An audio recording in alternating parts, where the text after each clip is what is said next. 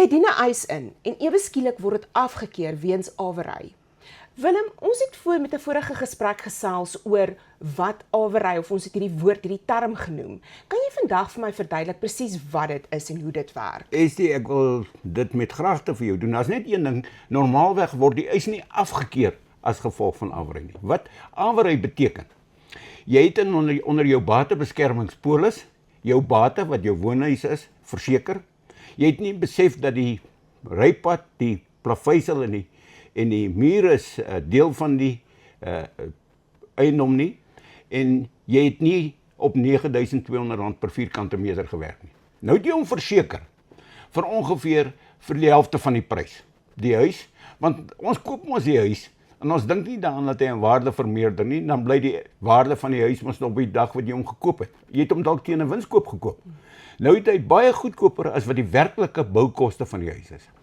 Nou het ek hom net vir die helfte van sy waarde verseker. En jy kom met 'n eis, jou huis brand af. Jou eis is sê nou maar R500.000. Maar jy onthou nou, jy het hom net vir die helfte verseker. Dis awery. Want nou gaan jy net die helfte van jou eis uitbetaal kry. Die eis word beperk tot die mate wat jy onder verseker is. Dit wil sê, as jy 'n woonhuis het van R1 miljoen en jy het hom vir R500.000 verseker, jy het 'n eis van R1 miljoen, gaan jy net R500.000 kry. Dit is awery. En hoe mens dit ondervang, ons het verlede keer ook daaroor gepraat, is wanneer jy 'n huis of 'n motor koop, gesels met jou raadgewer, jou batebeskermingsversekeringsraadgewer, en voor die tyd, en sê vir hom, ek gaan 'n huis koop, of ek gaan 'n motor koop, en kry jou verhouding met hom klaar.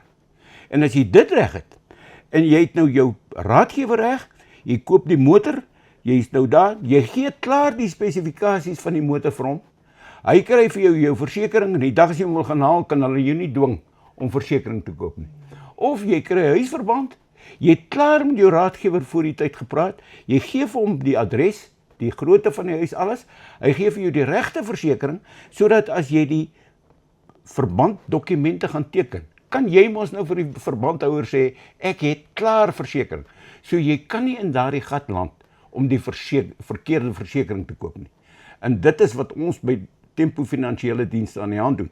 Kry 'n langtermyn verhouding met jou raadgewer. Moenie korttermyn versekering koop nie, koop batebeskermingsversekering.